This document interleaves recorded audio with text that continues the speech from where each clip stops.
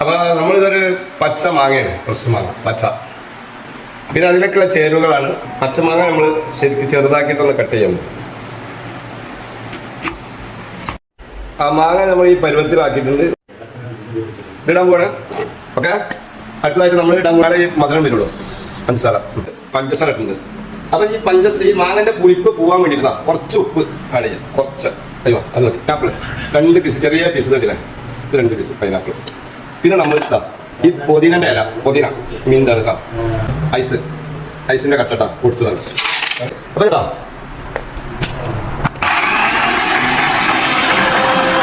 അരിപ്പ് വെച്ചിട്ട് ഇതിലേക്ക് അരിക്കണം. പച്ചമാങ്ങ ജ്യൂസ് റെഡിയാണ്. അപ്പൊ നമ്മൾ ഗ്ലാസ്സിലേക്കാണ് മാറ്റാൻ വേണ്ടി കേട്ടോ, അത് ശ്രദ്ധിക്കുക. അയ്യോ നല്ല കളറാണ് കേട്ടോ. ഇനി നമ്മളെ